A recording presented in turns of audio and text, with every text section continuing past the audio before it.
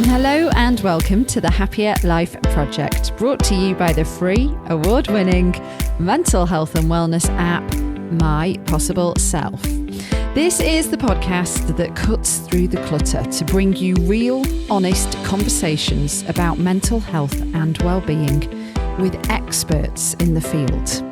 I'm your host, Gabby Sanderson, and today we're exploring a condition that affects millions of women worldwide, yet remains widely misunderstood. Premenstrual Dysphoric Disorder, or PMDD. For those who experience it, PMDD is so much more than just bad PMS. It's a severe and debilitating condition that can disrupt relationships, careers, and overall quality of life. Symptoms range from extreme mood swings, depression, and anxiety to physical pain and exhaustion, often leaving those who suffer feeling completely out of control for up to 2 weeks every single month of their reproductive years. But why does PMDD happen? Who is most at risk? And what are the best treatment options available? To help us unpack all of this, I'm joined by an expert who has dedicated her career to supporting women with PMDD and navigating transitioning through menopause. Sharryn Muir. Sharryn is a clinical psychologist based in Australia and the founding director of the North Psychology Centre. Since 1998, Sharryn has worked exclusively with clients facing PMDD and hormonal-related mental health struggles.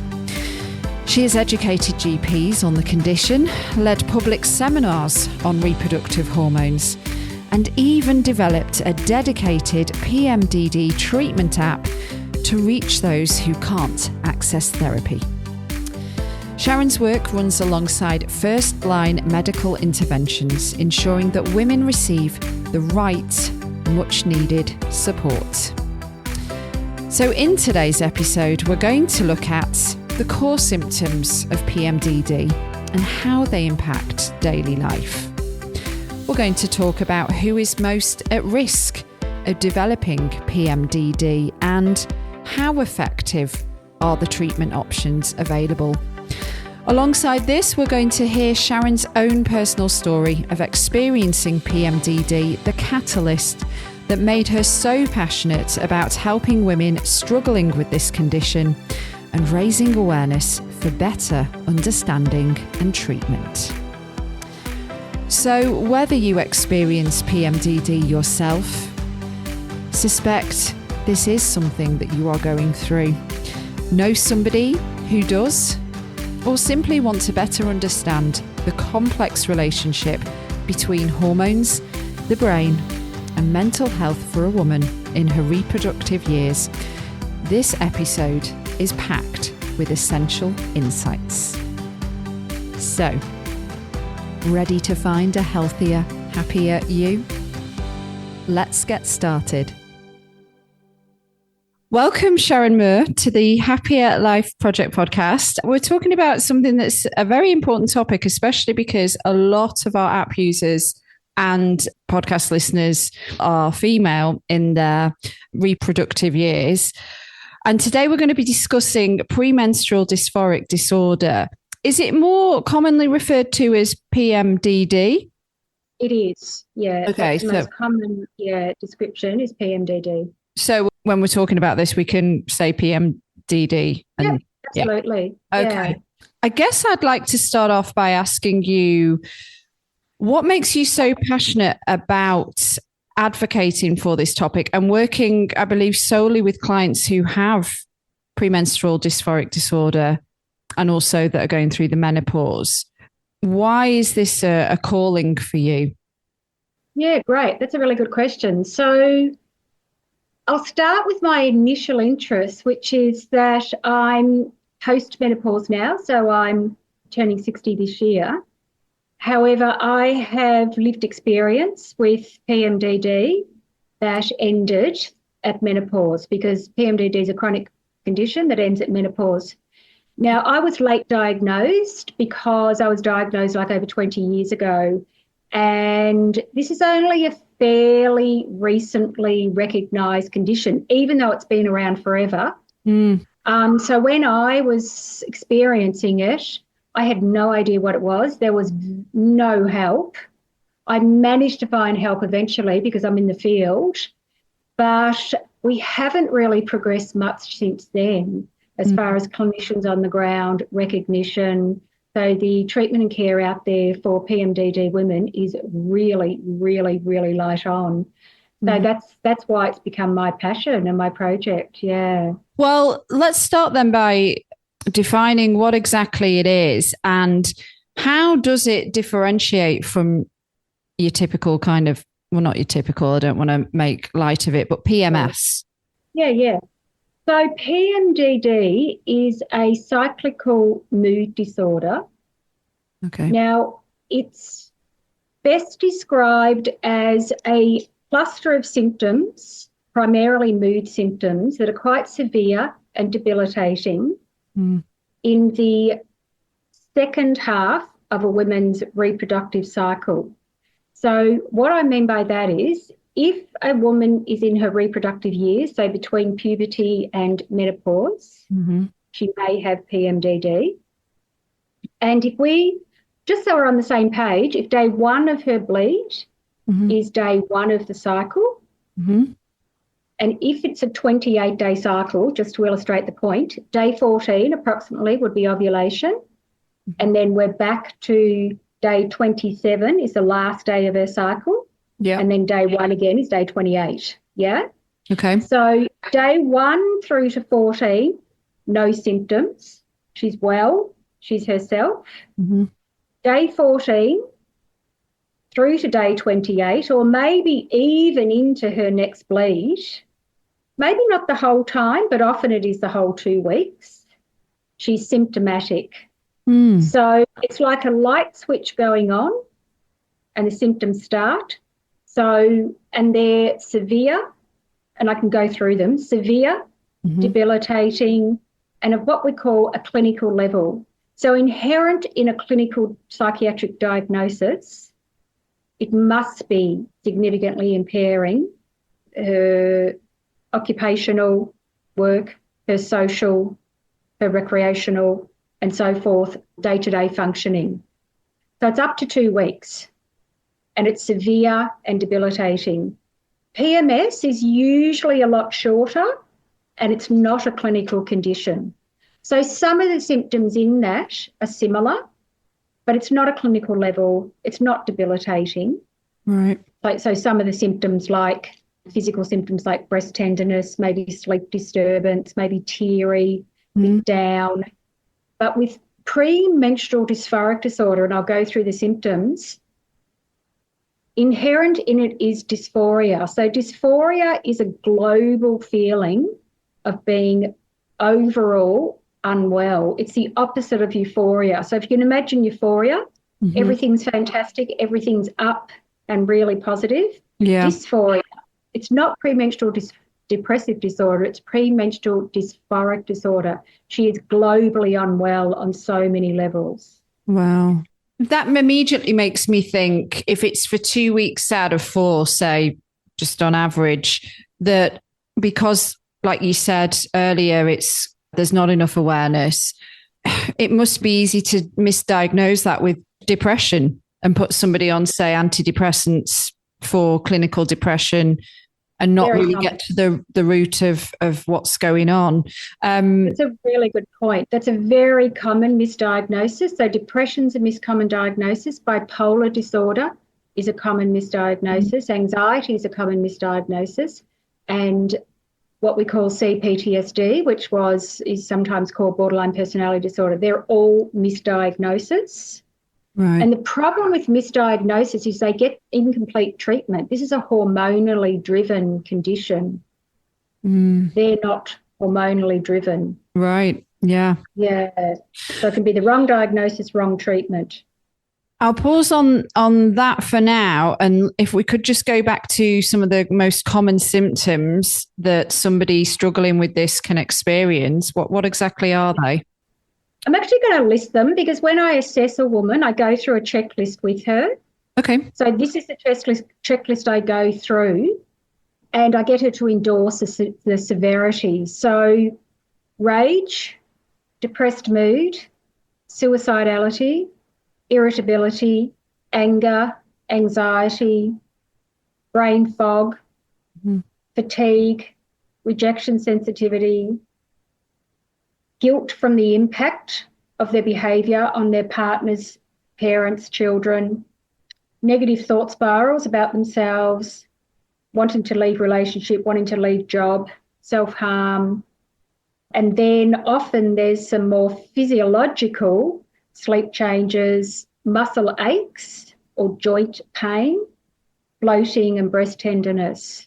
So it's really exhaustive, the symptoms she experiences.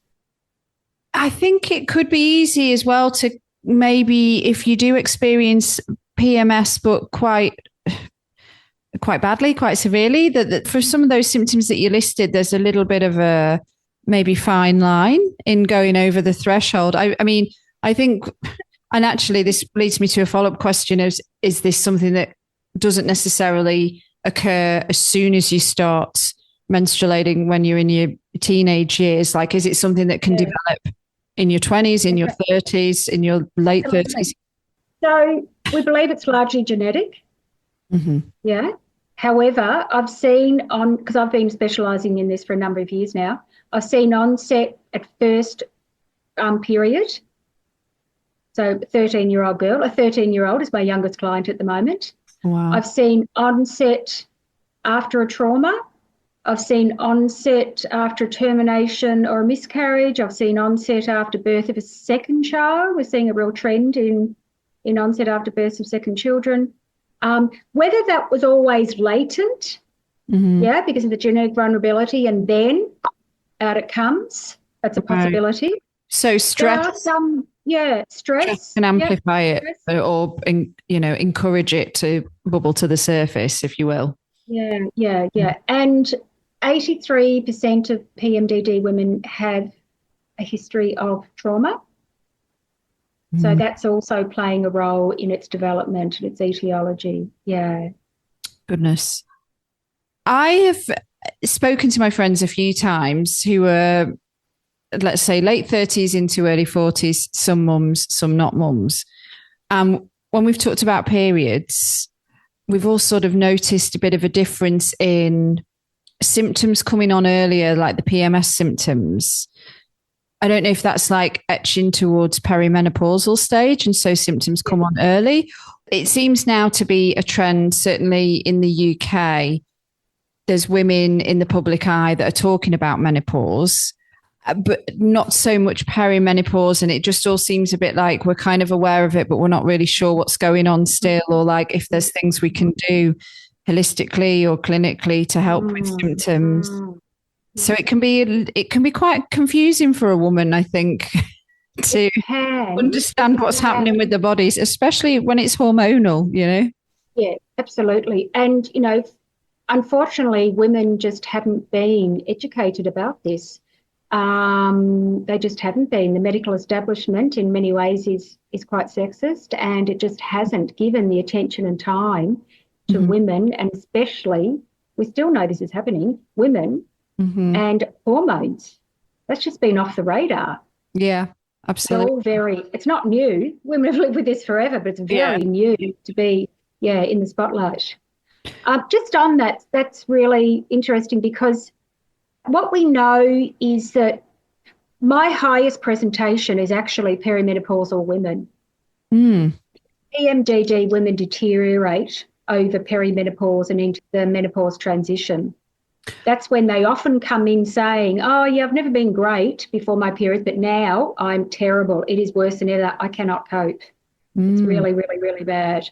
And that's because in Australia, the average age of perimenopause, which is really the beginning of the menopause transition, is age 46.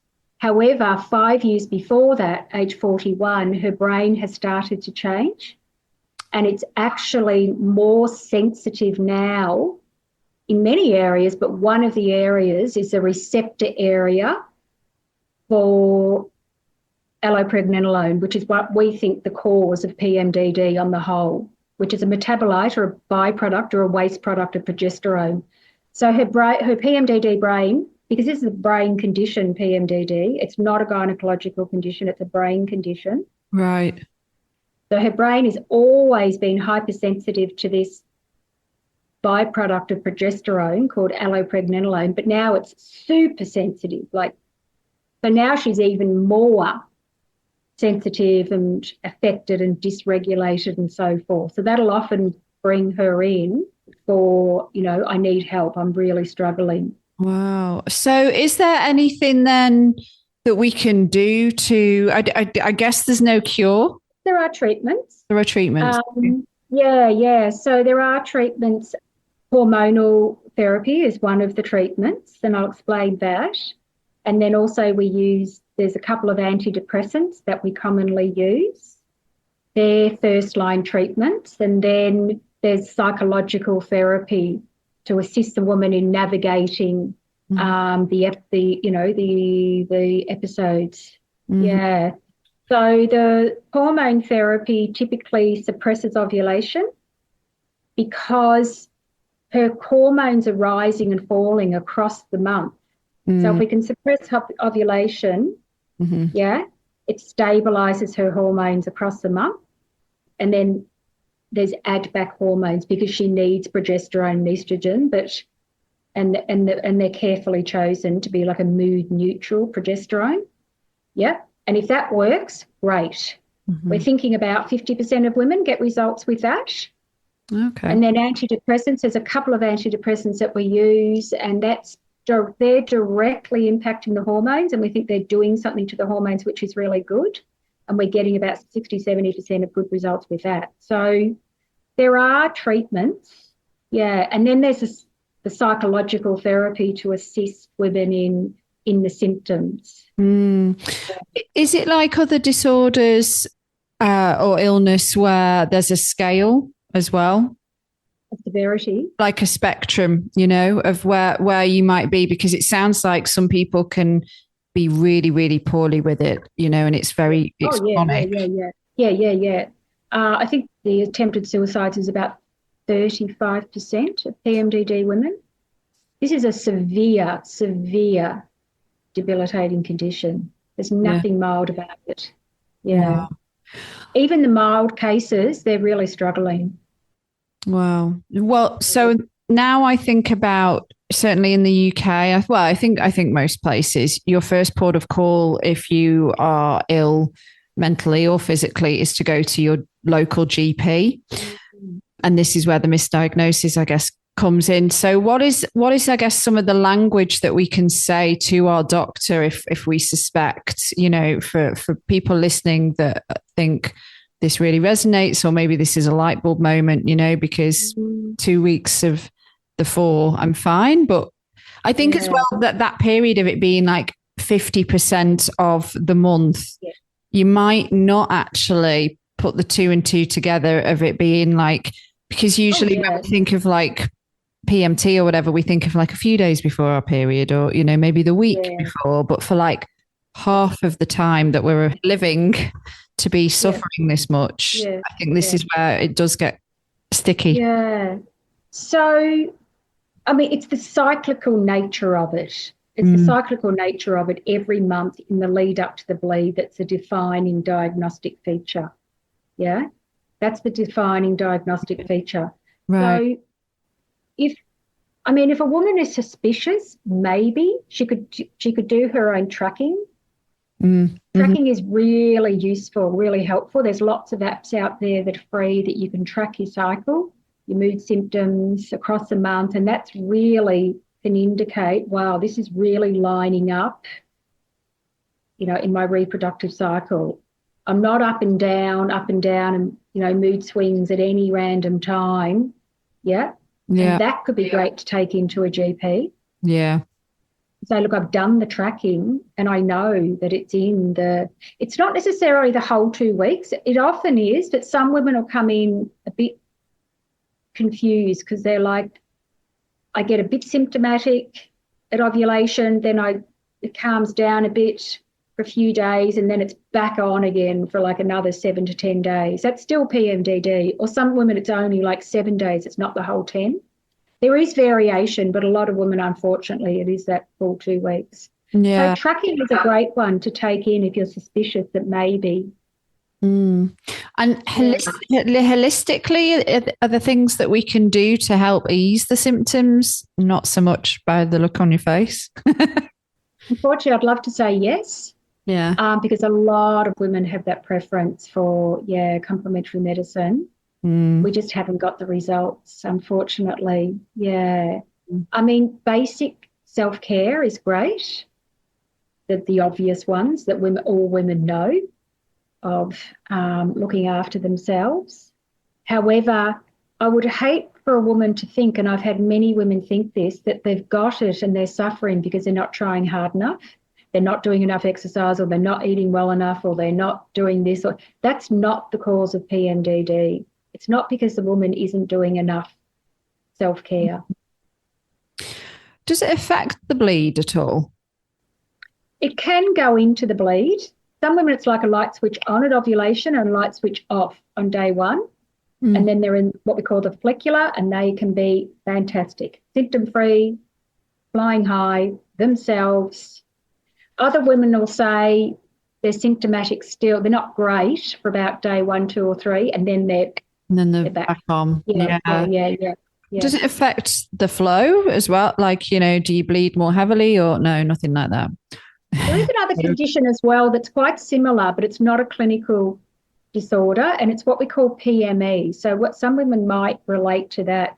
So PME is premenstrual exacerbation of an underlying disorder. So there's an underlying condition, maybe depression, maybe an anxiety disorder that's present, but lower level for the first half of the month. But then ovulation through to bleed, because she is sensitive to the reproductive hormones, saying it's exacerbated really extremely. But during bleed or day 1 of bleed, she's not symptom-free. She's just a bit better. Right. That's PME, that's premenstrual exacerbation. So, those women need that underlying condition treated. Tended to. What do you advise then for, like, if people have got this condition, and as we've heard you describe, like, the person is really suffering. So when it comes to working, and maybe you're like really, really struggling. Yeah, it's hard. I think men are getting more switched on and educated. So it wouldn't necessarily be fair to say, well, because it's something that women experience, having in the reproductive years, having the period, that it's just kind of expected we get on with it because that's just part and parcel of being a woman. But then if, like we've heard, this person is really suffering with PMDD, then it isn't just so black and white. If two weeks out of 4, that person isn't going to be able to give their usual full power to the job, how do we navigate that? Hard. It's really hard. I mean, you adapt where you can. I have some women that have been fortunate enough that they've been able to share it with their management, and they've been allowed to work from home for those 2 weeks of the month. So they can spread their work perhaps across, longer hours of the day, getting it done, but they're able to look after themselves better, so to speak, at home, and adapt in that way. Some women I've worked with have had to get into jobs where it's just easier to work with it than jobs where it's not part-time. Work often is, taking unpaid leave. Wow. It's not great. It's not easy. It's not easy. It's a real dilemma, because we know that this is very similar for women with endometriosis, who can have severe debilitating pain every month for days. Yeah. And There's more awareness, I think, around that, though, isn't there? That's what the more challenge. awareness, and it's not a psychological condition, so there's less stigma around it as well. I mean, to be honest, I've had some PMDD women, they've had to tell their management they've got endometriosis, so every month they have to have a few days off because they feel like that's more acceptable than PMDD, which is really sad, but I have come across that a few times. Yeah. What support would you like to see in place then? Or just recognition in the workplace that women's menstrual cycles can have a profound impact on them. We know that there's a serious issue with women in the menopausal transition leaving the workforce in huge numbers. It's a real worry because they just can't. They can't do the work. So it's, menopause, it's PMDD, it's endometriosis, and it may be other conditions, menstrual and so-called conditions. Yeah. We just have to have more awareness, and we have to really be pushing and advocating for that perhaps, women can do more of their effective work when they're in their good phase of the month. Right. And then slow down a bit when they're not so well, and then fire up again in the good part and slow down again to work with their cycle. Yeah. Book the big meetings and presentations. Exactly. In the good part. Yeah. Well, PMDD women often have to do their social scheduling around their cycle, similar in the workplace. So but it just has to be identified, recognised, acknowledged, and part of that workplace. So roughly, I don't know if you know any stats, but like how many women are affected with PMDD, would you say? So official sort of statistics recently are about 5.5% of reproductive age women. Global number? Mm-hmm. But I work in the very small clinical community in PMDD clinical community in Melbourne. I could probably count the PMDD clinicians on my hand.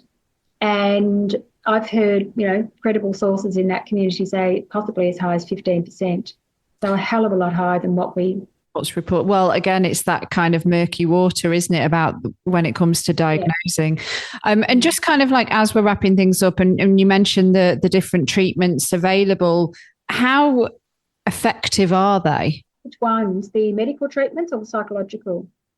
Well, I guess both. Like if somebody, let's say with you, they come to you and they're diagnosed with PMDD and they get on the right treatment plan, like how effective is it in terms of them alleviating the symptoms? Like I said, I don't think it can go away, right? Because it's in the brain. It's a chronic condition. Yeah. It's a brain sensitivity. There's nothing wrong with the hormones. It's just a brain sensitivity to the reproductive hormones. It ends at menopause. It's one good thing about this chronic condition, because chronic conditions often don't end. This one does, which is great. Yeah.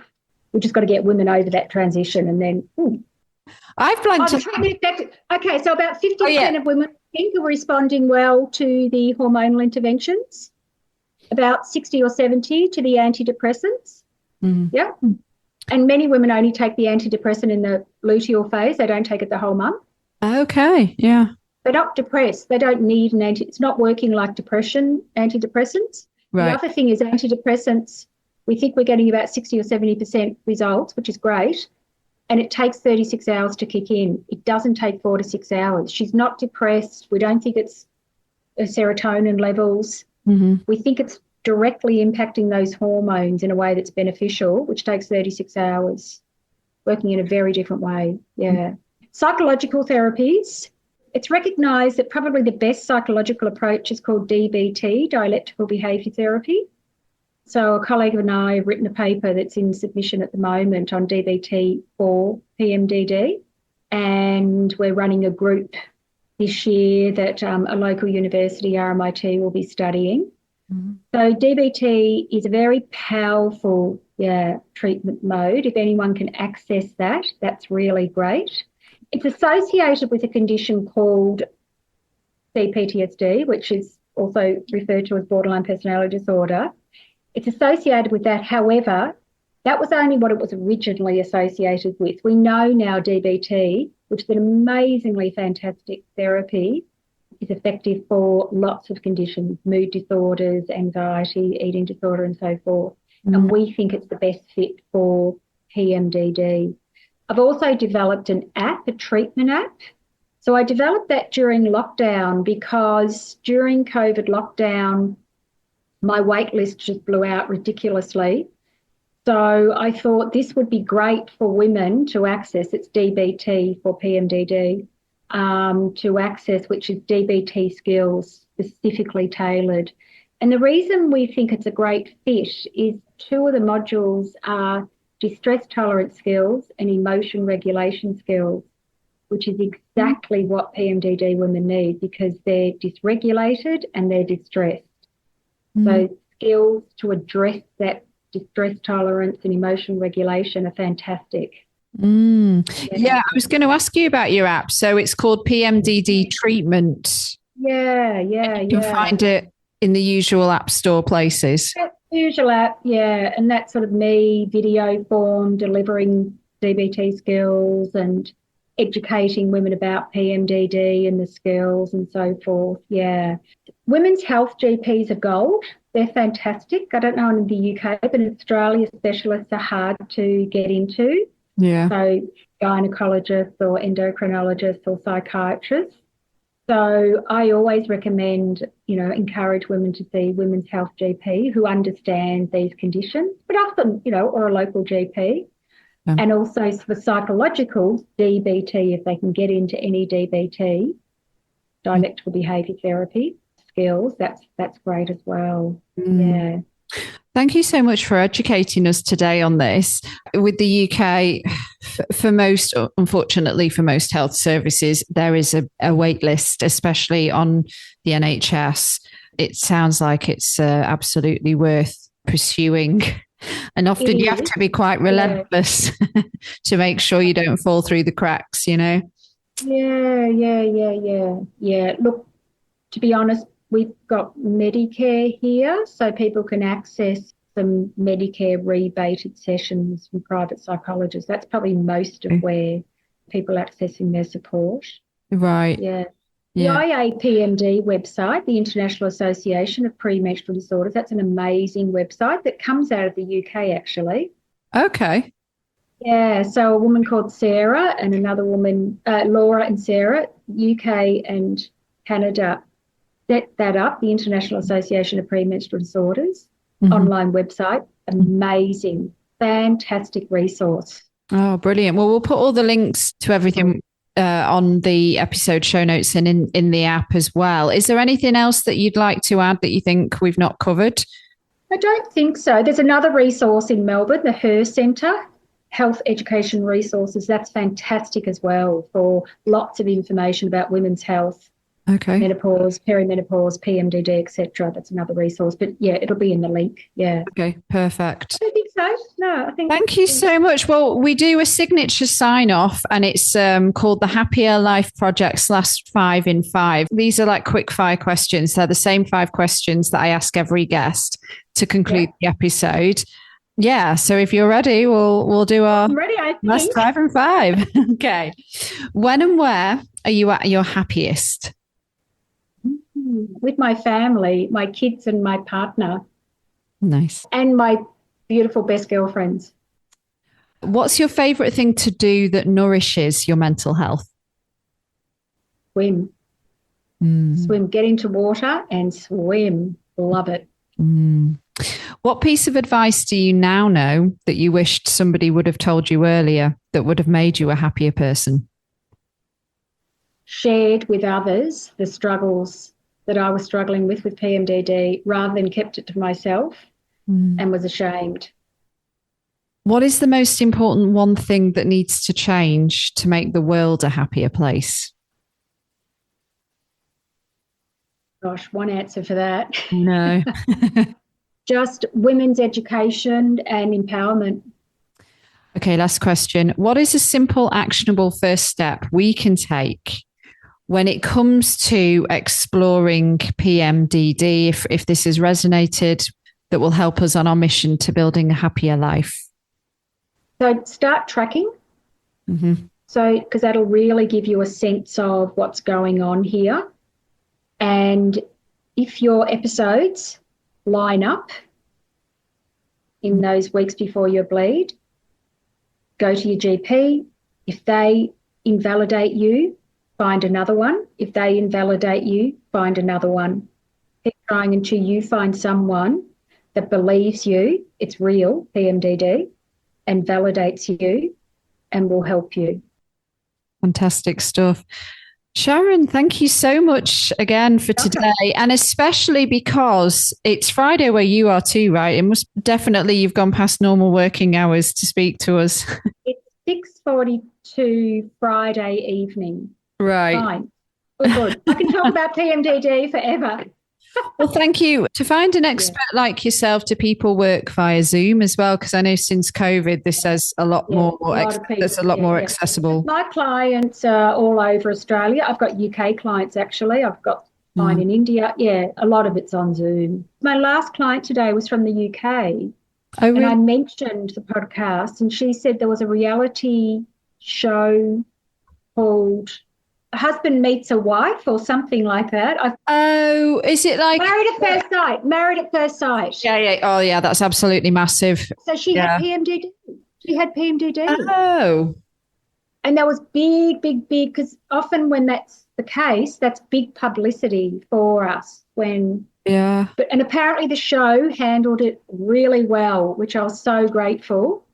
Okay. Was this the most recent series then? Was she talking about a UK series a few months ago? Yeah, I haven't watched it, but then she said, there was this woman on there a few months ago and she had it. And yeah, well, that's great because that's the right target as well, I think. Yeah, exactly. Yeah. Exactly. Yeah.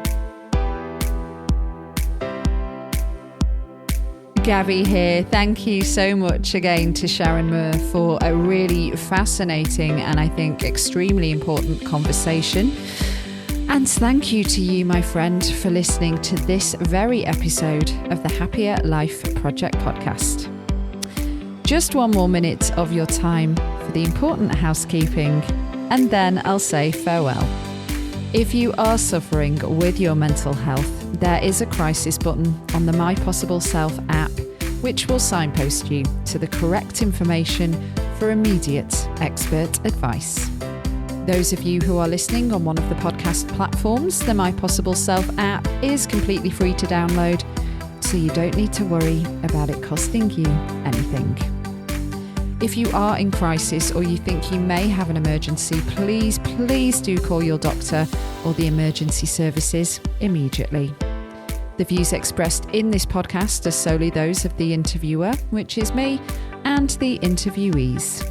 The content of this podcast is for informational and educational purposes only and should not be considered as a substitute for professional or medical advice. Our partners at the Priory Healthcare are not involved in the production or content of this podcast. If you found this episode helpful, please do share it with any loved ones that you think could benefit. Subscribe and leave a review if you have time and you're listening on one of the podcast platforms. And to find and follow us on social media. We're most active on Instagram right now, and we're at My Possible Self. And I've been at Radio Gabby. Do take care, and I'll see you on the next one. Bye for now.